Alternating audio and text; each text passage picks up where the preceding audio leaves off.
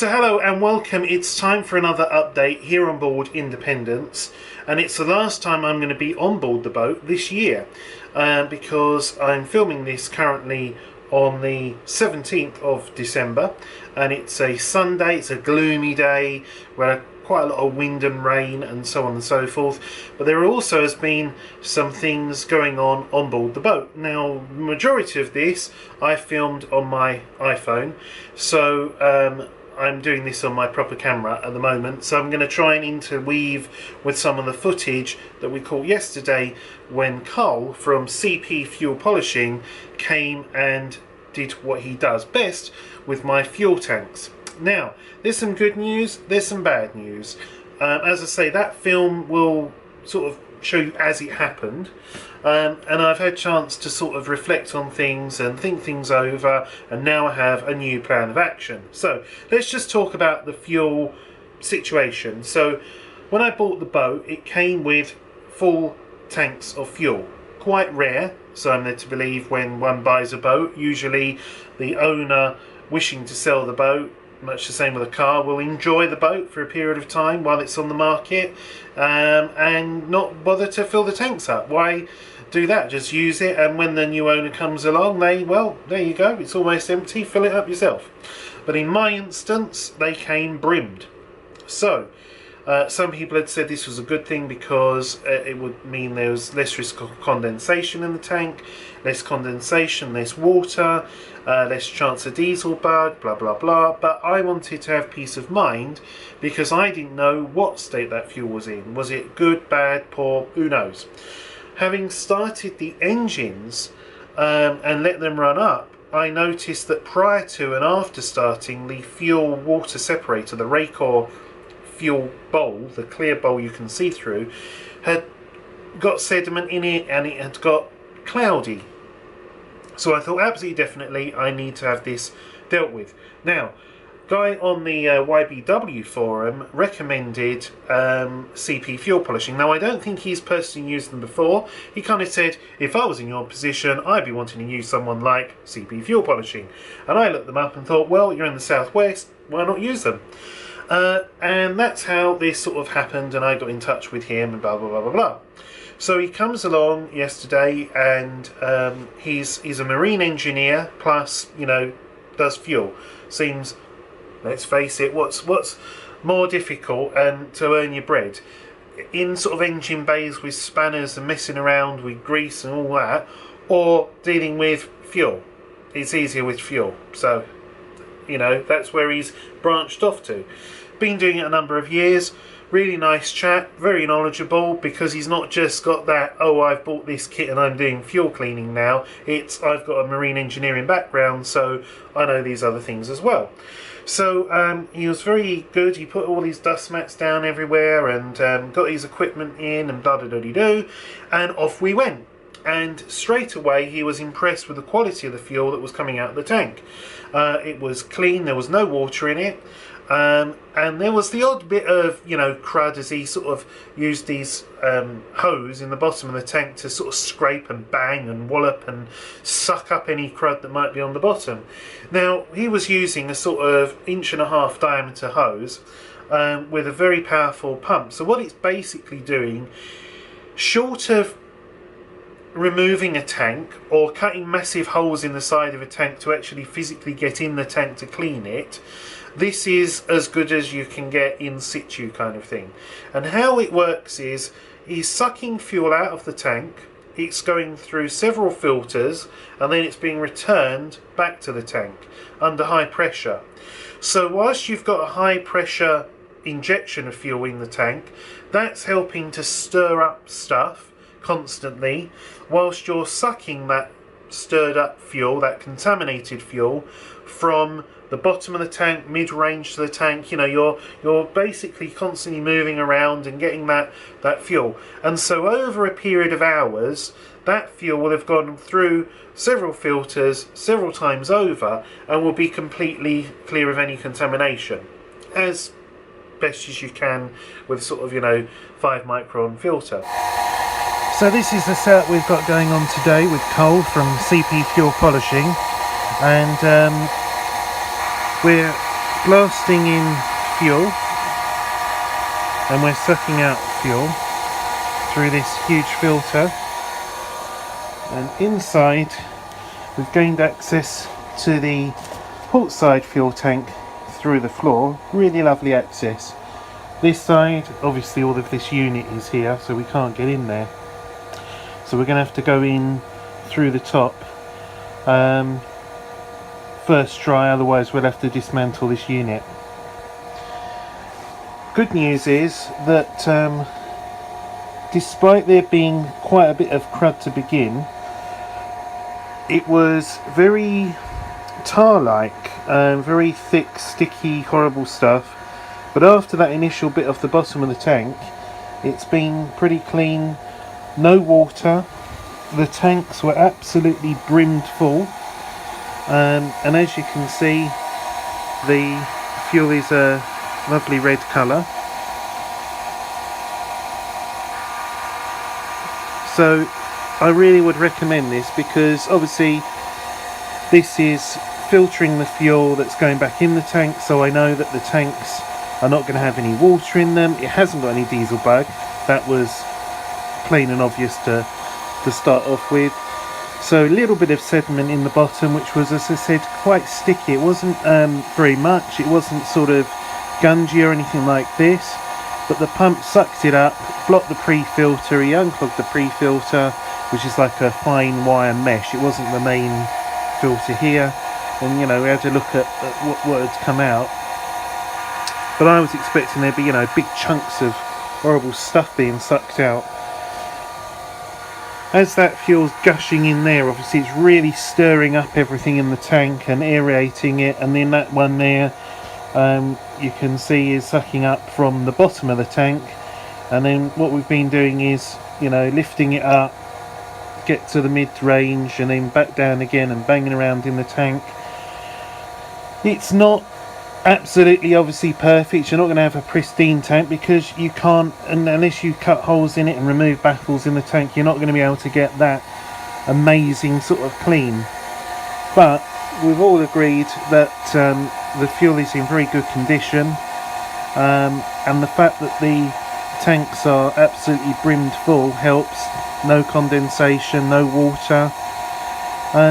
So generally speaking, it's been very good. The only thing I did find was the fuel filler cap is missing its rubber O-ring, which of course means that if it's not absolutely tightened down perfectly, that is a point of ingress for water. So this is the port tank. Next to do is going to be the starboard tank, and then we'll try and figure out what we're going to do with the centre tank. Because the centre tank is isolated from the port and starboard at the current time. So, but the centre tank is above the level of the port and starboard tank, so there's not going to be any sort of sediment really sit there, because it requires the fuel to go through it on its way from either port or starboard, and back down again. Very complicated fuel setup on this boat. But it's also a beautiful day here. It's cold but bright. There was a frost this morning, and when I got off the boat to go and meet Carl, I came back down the back of the boat steps onto the you know, the walkways and the marina, and nearly scooted off, which would have been a rather unfortunate incident. But yes, there was completely covered with frost this morning, and because I come prepared with my trainers. So that was a bit interesting. But yes, anyway, it's going really well, and just for peace of mind and knowing that, you know, you've got no crud in your fuel, you've got no water in your fuel, you've got no diesel bug in your fuel, this really very friendly guy, very reasonable rates, and as you can see, comes to the boat, looks after it, it's got all the dust sheets down and everything. So yes, cpfuelpolishing.co.uk I believe is the web address, but if it's not, there'll be a credit on the video to Carl. So I'll let you know what happens later, but this is just a little update from the boat at the moment. So as you can see, we're underway with the starboard tank, which we're taking out of there and running this extension down here and then up through there and into the saloon and round. But we have encountered a bit of a problem, a bit of a mystery. Basically down there is a valve, that's a balancing valve. The diameter of the pipe's like about this big. So that's your starboard balancing valve. This here is your centre tank, and as you can see there's another one there. And I won't take all the covers up, there's another one there, and then over there there is another one there for the port tank. So what the issue was with all of these four valves in the open position, we were sucking out of the port side tank, and we were sucking out of the starboard tank but putting back in the port, so obviously it should balance itself out. It's under a lot of pressure, and it wasn't. What was happening is the port side tank was getting, you know, fuller and fuller and overfilling. So that's why this setup had to be done, where we're taking out of that tank and putting back in to the starboard tank. So what it could mean is one of the valves, the handle moves but the ball isn't moving. It could mean that one of the pipes has an issue, a major blockage in it. But whatever, when I took the boat over from the last owner, the engineer that spent time with me and had dealt with this before, as you can see here, return balance normally closed. All of this centre tank is isolated from the system. Now he told me the reason for this was because one day they found the boat had a very large list on her, and fuel had drained out of, let's just say for example, the starboard tank through the centre and into the port, and wasn't balancing back obviously across between port and starboard tanks. So they had to physically pump out fuel, rebalance the system, and their solution was isolate the tank. So this tank here, which is under here, it's not that big, goes down obviously, or I'd guess about, well, I'll tell you how much it goes down. There's the top, there's the bottom.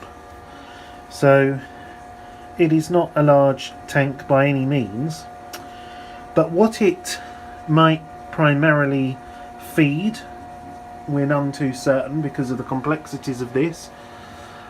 So Carl has said to me, do you know what, if you want to take this apart, all of these, you know, this is the AC chiller hose, this is domestic cold and hot water, that's fuel lines, that's all got to come out. And where do you start? You know, do you start isolating here and checking the system through there? If it doesn't work, then you're into draining the tanks completely and then having to take the pipework apart. Or do you just say, well, I'll leave that isolated and, you know, carry on another day kind of thing. So that's what I've opted to do. Isolate that off, leave as was before, and hopefully all will be well. The only issue is going to be is if, for example, we start running the generator and the generator feed comes off the centre tank, because I don't think the previous owner really used the generator too much. But as you can see, the fuel that is coming out of the tank at the moment is absolutely clear, not anything in it at all. So the starboard tank was actually cleaner than the port. So I'll show you what is going on upstairs. So as you can see, this is the sender valve on the port tank that's been put back into position, and this is that hose we saw downstairs in the engine room that is coming up through the machine, and then this hose goes round over the bow of the boat, round here, and returning back to the tank there. Now under here are the emergency fuel cut-offs, port tank supply, starboard tank supply, and if you read on there it does say Centerline fuel tank supply, normally closed, pull up to close, and it is isolated. So everywhere on the boat this has been isolated for whatever reason. So that's what it is. So it is an odd system, and I mean, Cole's dealing with fuel tanks day in and day out, and if he can't really figure out, well, why, if you're pushing in fuel at that sort of rate, clearly your balancing pipes, there's something not right in that balancing. It should flow through the starboard, through the middle tank, into the port tank, and be sucked out and injected back in on the starboard tank. It's not doing it, so it's either something's blocked in that pipe in the center tank, or the valves are not, you know, moving. Even though they move very freely, it just doesn't explain why the fuel is not moving between tanks. So also, having said that, it does also mean that when you isolate that center tank, and even if it's opened, it's not doing what it should, let's face it, but you're not balancing the port and starboard tank. So if you drew more fuel out of your port tank, then you would obviously encounter a list on your starboard side, because that side's going to be heavier. And if you opened the fuel valves, it's not going to run into the port tank to balance the ship. So as far as the fuel taking and return for the engines goes, that's open and being drawn from both tanks. It's just, we're talking about the balancing between the tanks, and as I say, the pipe's a big bore pipe. So yeah, that's all I can really say. But Carl has been doing a grand job, and he's replaced, well, not replaced, my fuel filler caps didn't have a rubber O-ring on both of them, so now they have rubber O-rings, so that will help obviously seal them down and keep water out of the system. But overall, I'm just pleased that the fuel itself hasn't been too bad, and that just adds peace of mind. And frankly, as long as everything works okay, if I'm having, a center tank full of fuel, it wouldn't even be possible to take the top of the tank off to take the contents out, basically, because it's lower than the other tanks. So I mean, maybe that's something for another day, but I think that will soon turn into a rather complicated and expensive situation to A, troubleshoot, and B, fix. So my understanding is that the only reason why this boat and the others that have these lighter weight Yanmar engines in, compared to like the higher horsepower larger Caterpillar engines, is to add some extra low down weight, basically, in the centre line of the boat. So rather than just to increase, range. So there we go. That's basically what the update is. That's what's happened today. Once Cole's gone and the boat's put back together again, there's a number of things I've got to do, from measuring to going to the chandlers to get stuff. I've got to pick up some stuff I ordered off of Amazon. So there's a lot going on, and this is my last weekend on the boat, and then next weekend, we're just before Christmas, I'm going to be in Norfolk on the Broads, and so it won't be until the new year that I'm back down here. So getting as much fitted in now as possible. So we did that with the port side, and his pre-filter got blocked. Now this is a very, very fine stainless steel mesh filter, but it wasn't with sort of, gooey, yucky brown stuff. It was like tar. It was really yucky, black, globulous, kind of firm material that had sucked up. So that was right from the very bottom of the tank.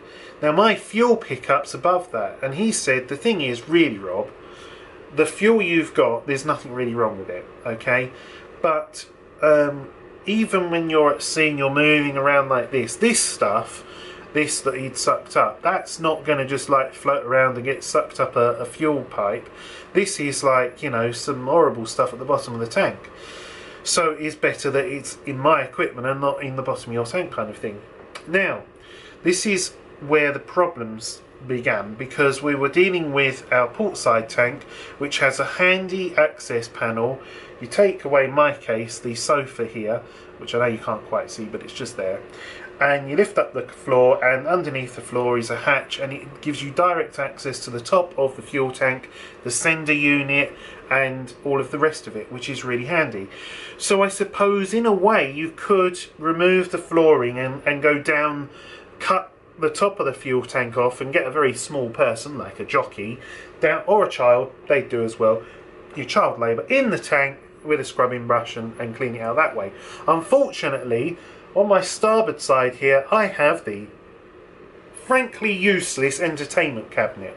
And I say frankly useless because it holds glasses, it holds a television, a DVD player, but all of it works on AV. None of it's HDMI, none of it's HD. I can't change any of it because it's all wired in.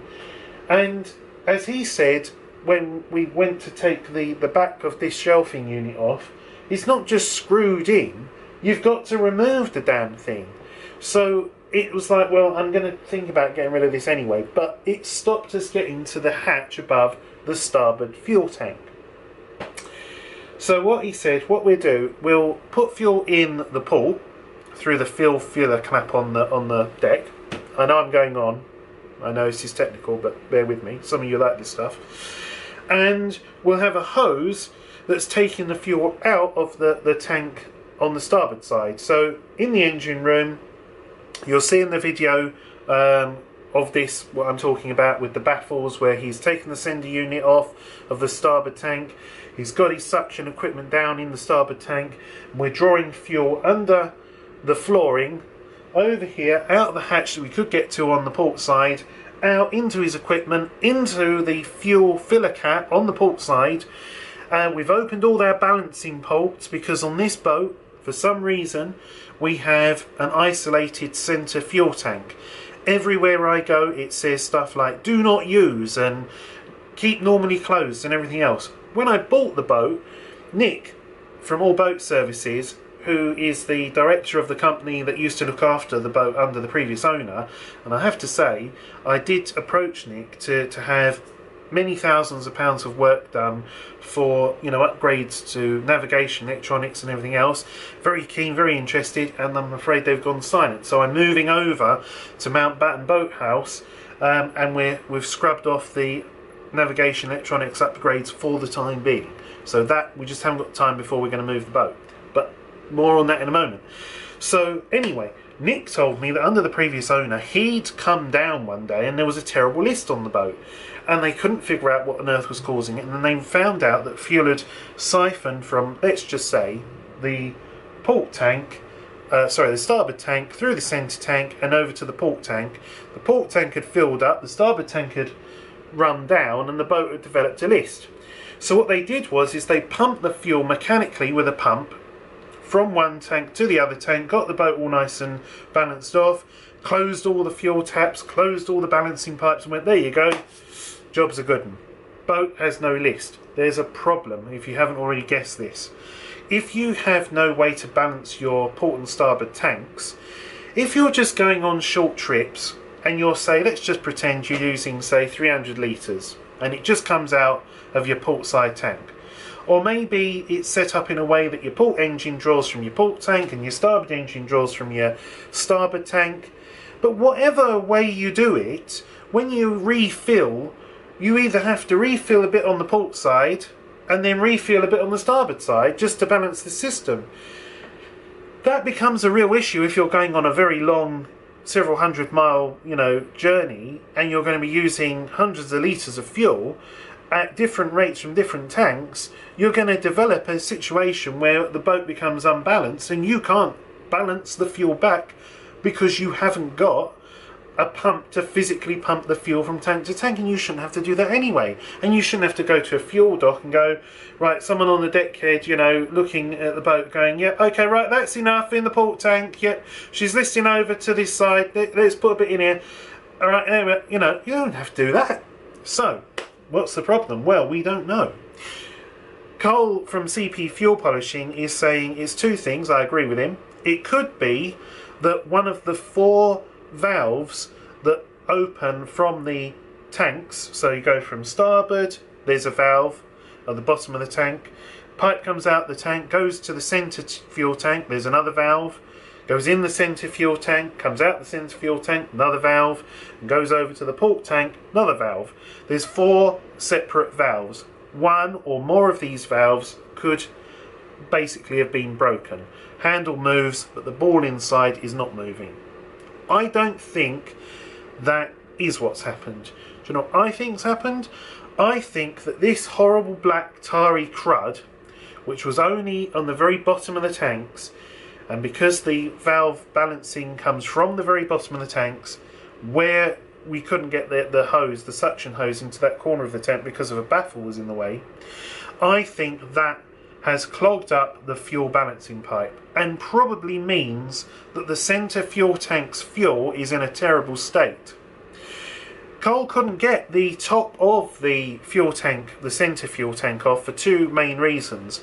First main reason is because we didn't know if we could safely isolate the centre fuel tank, because the valves may be working, may not be working, because it's lower than the port and starboard tank. So if you're not isolating it and you take the top off the tank, obviously fuel is going to gush in, not a good thing. The other reason is because you've got a load of service lines laid across the top of the tank. 2 chiller lines for the air conditioning heating system, domestic fresh cold and hot water, plus fuel lines. They've all been laid across of it.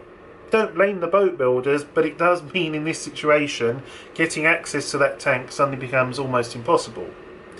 Now, I was speaking to my good friend Charlie Griffin, who's coming down in January with another bunch of people. There's people, a guy called Simon in Plymouth. He's going to be lending a hand as well.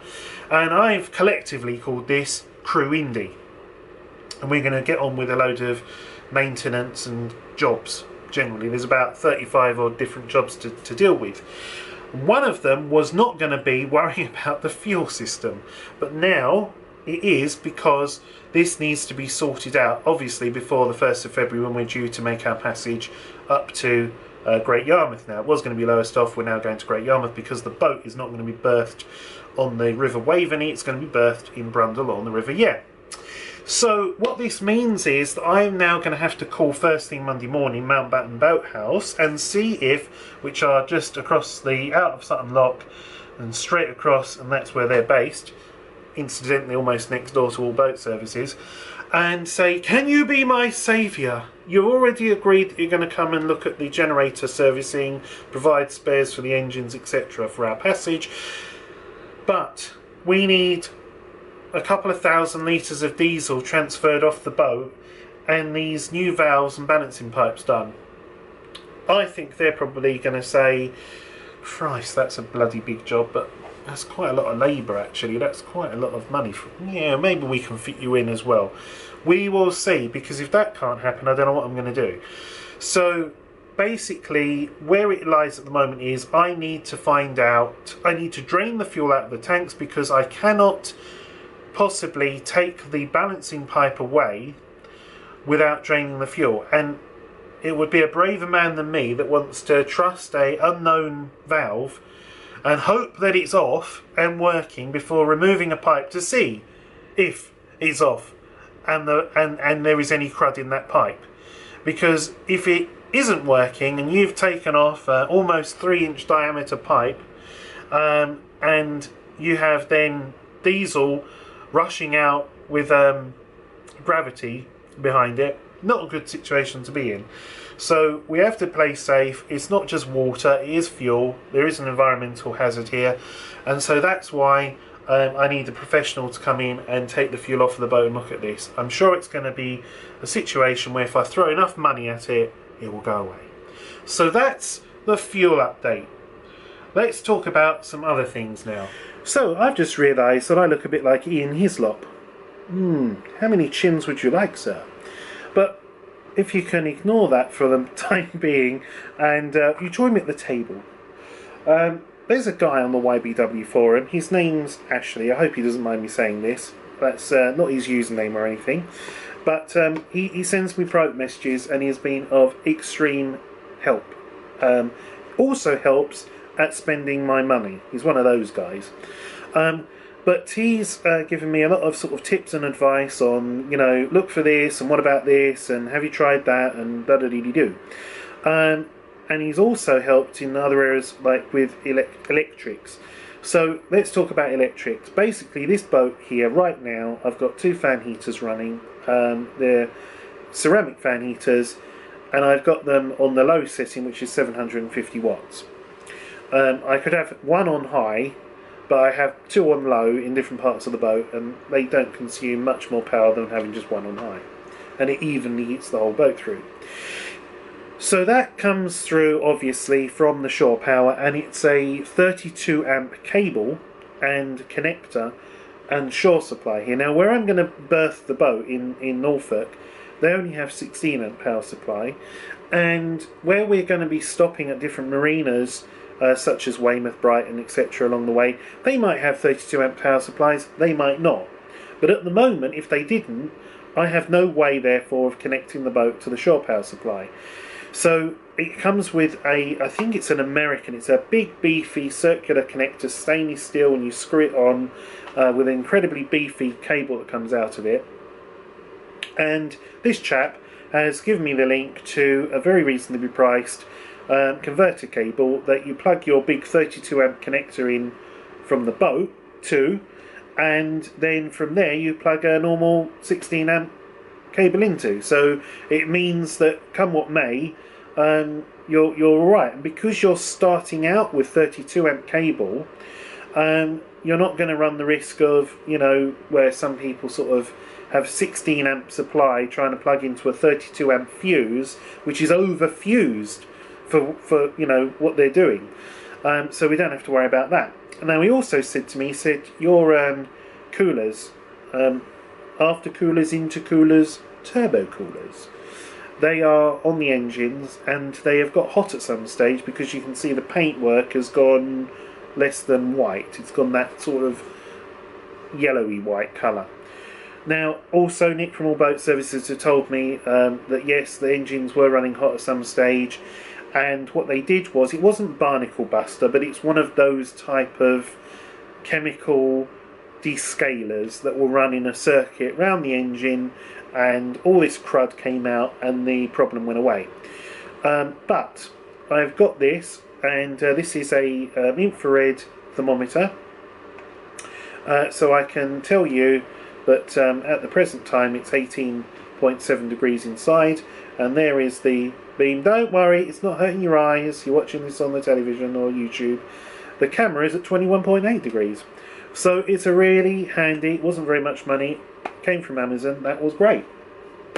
Now, navigation lights, they're not in the best of health. They're aqua signal, they're not very nice looking ones. People probably said there's nothing wrong with aqua signal, what's the matter with you? But they've been on a long time, they're a bit creaky, the plastic's gone a bit, you know. But the main problem is the connections have corroded inside, so you're not getting a very good connection with your light bulbs. So I've gone and bought these to trial, and unfortunately I can't trial them. These came from a company, so this is basically an all-round. It could be used as an anchor light, it could be used as a stern light. The reason why I also want to trial this is because I want to see what happens when you have white LED behind a red or green filter in a navigation light. I've been told, or somebody said, or something I remember, where you shouldn't do this because it turns the colour, it removes some. Anyway, I just want to see what it looks like. But I can't use it because the bloody suppliers of these have sent me the wrong ones. I need BAY15D, and they've sent me a BA15D. So the pins are both the same. You probably can't tell on here. But, well, come on camera, come on, you can do it. Try it, just try. It doesn't like focusing, this camera, at all. But, no, anyway, you'll just have to trust me. There's a pin here and there's a pin there, and on a BAY15D, one's lower than the other. So I've just wasted some more money. I keep doing this. And this wasn't my fault, this was them fault.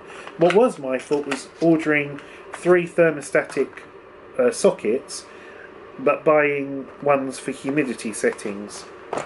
And I've had to send those back to a third-party Amazon supplier.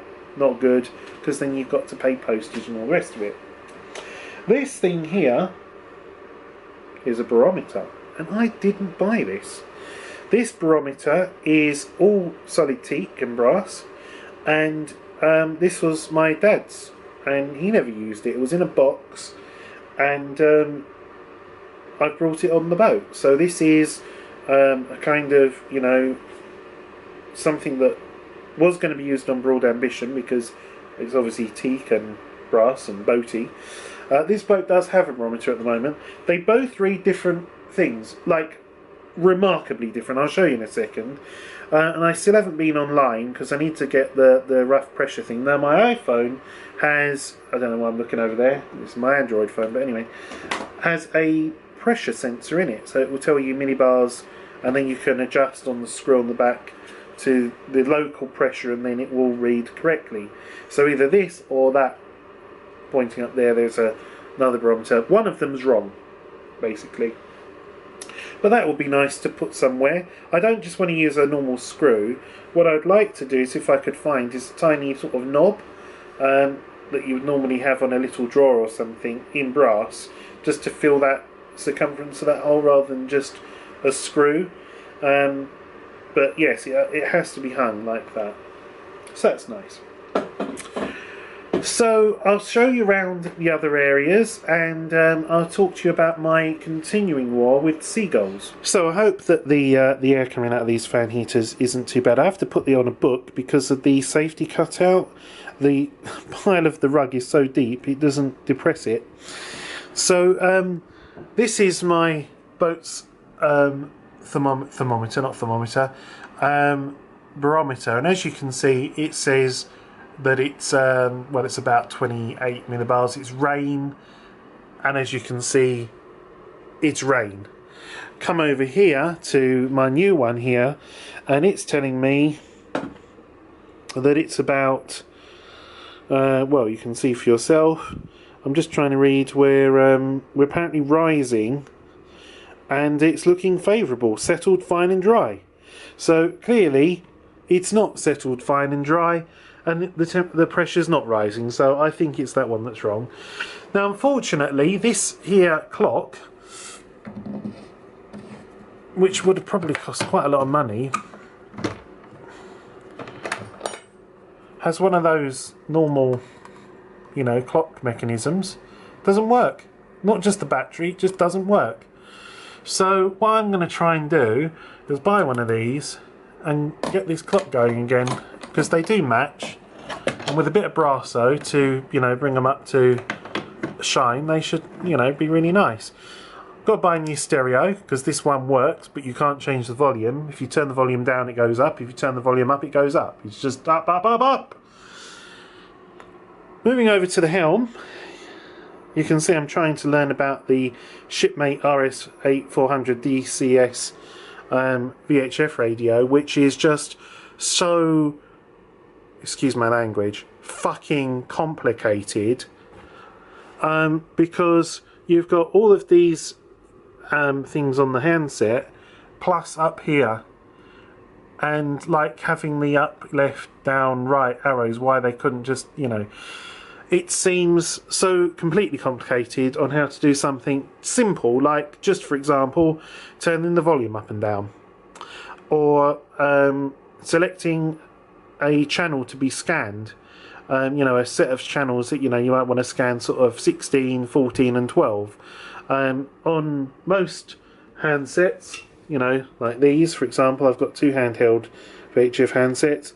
I've got to find out what this is all about on here. Bluetooth connectivity What does that mean? You can use an earpiece with it? I don't know. But it's really simple, you know. You've got to press scan, you've got your 16, high, low, medium, you've got your push to talk, your volume to squelch. It's just basic stuff. Whereas this is like trying to be like a telephone almost, a radio telephone.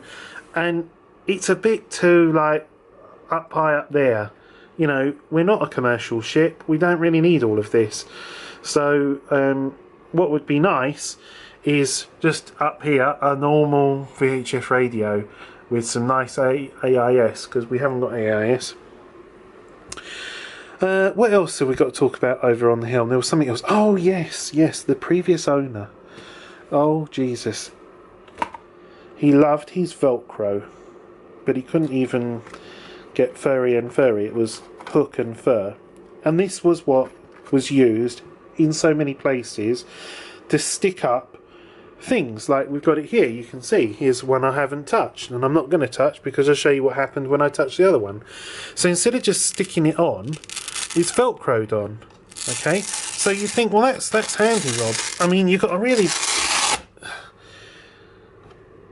No, I can't see the other side because there's a big load of velcro at the top. Why velcro? There are all different... Why this much velcro?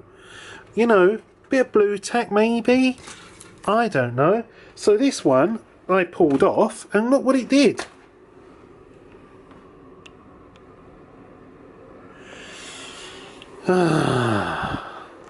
So now I'm going to have a plaque here to hide this disaster. Maybe with things like, I don't know, horn signals, or you know, air draft and stuff like this. Just some useful information. Normally on Broad Ambition we've got one that is actually very handy, you know, RPM to mile an hour, horn signals, air draft, you know, etc. But yeah, taking that off and then ruining the wood, I don't know. What else have we got here? We've got a 2017 Nautical Almanac, which I know is now out of date. Well, will be shortly, but hey ho.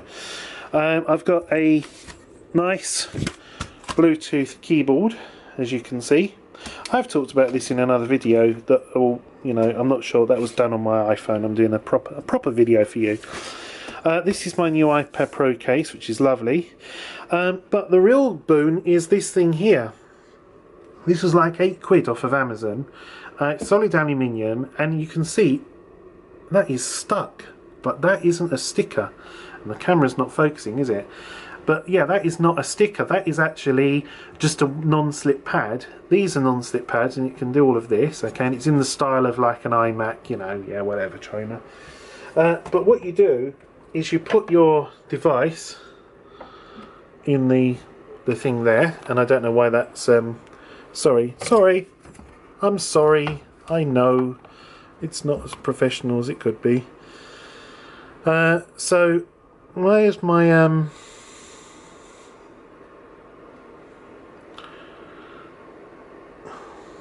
what have I done? That's volume. Brightness. Oh, that's not very good, is it?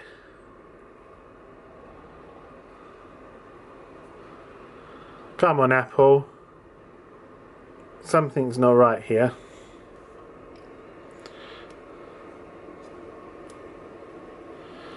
I've got to guess what it could be. I think it's my case pressing on one of these buttons. I'll just edit this out and fix my iPad before I have to go into Apple Store with it.